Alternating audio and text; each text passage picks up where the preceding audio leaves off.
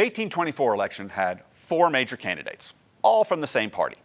The candidates represented the 3 major regions of the United States: New England, the South, and the West, and 2 different political philosophies, one embracing an activist federal government and one embracing a limited federal government.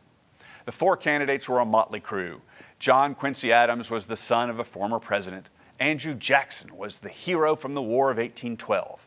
Henry Clay was Speaker of the House and already known as the Great Compromiser. And finally, William Crawford was the sitting Secretary of the Treasury. Voting for the election ran from October 26th to December 2nd. Officially, the electoral votes would not be counted until February 9th, but the results were known in Washington by mid-December. Adams carried the New England states, and Jackson carried much of the South and West. Crawford had suffered a stroke, but still managed to come in third. Clay came in dead last.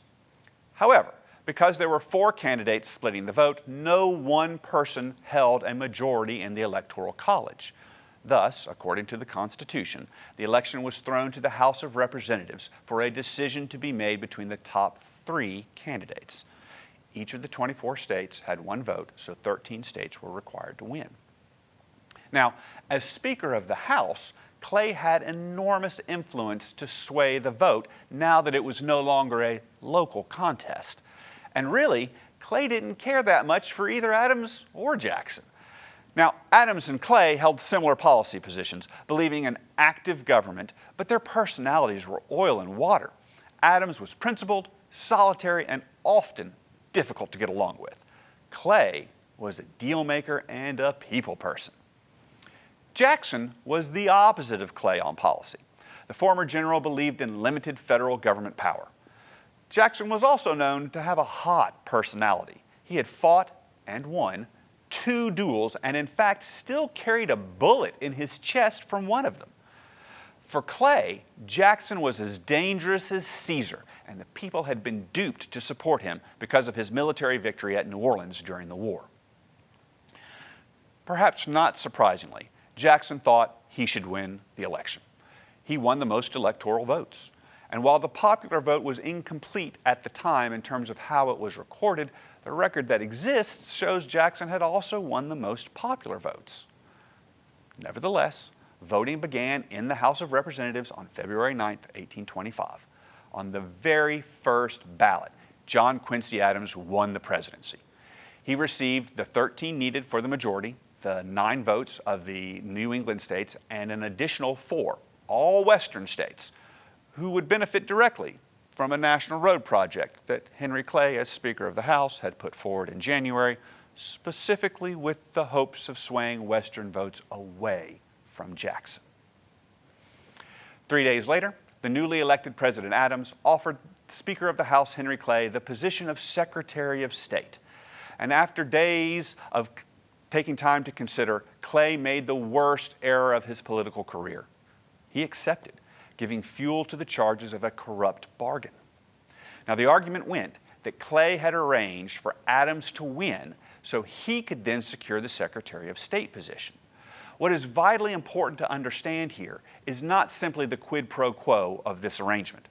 In the early 19th century, it was the Secretary of State position, not the vice presidency, that was seen as the path to becoming president. Of the 6 presidents through Adams, 4 had been secretaries of state first. Thus, it looked like Clay had not only served as kingmaker for Adams, but had set himself up as heir apparent. Was there actually a corrupt bargain between Adams and Clay? While the circumstances definitely look shady, there is no evidence of such a bargain.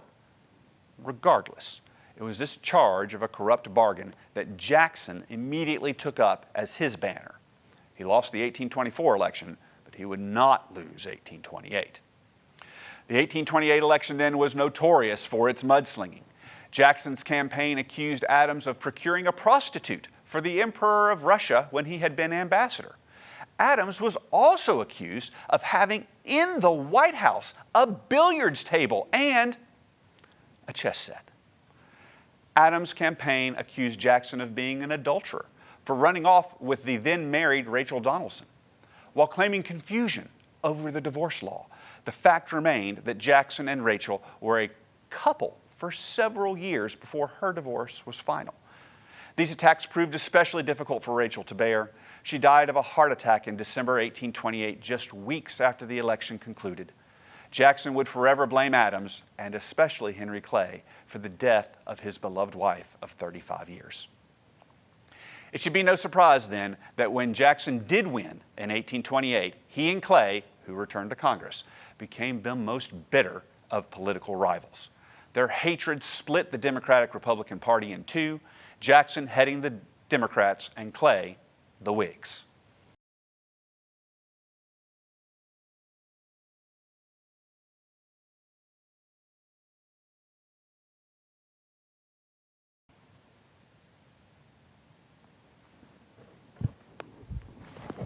That go all right?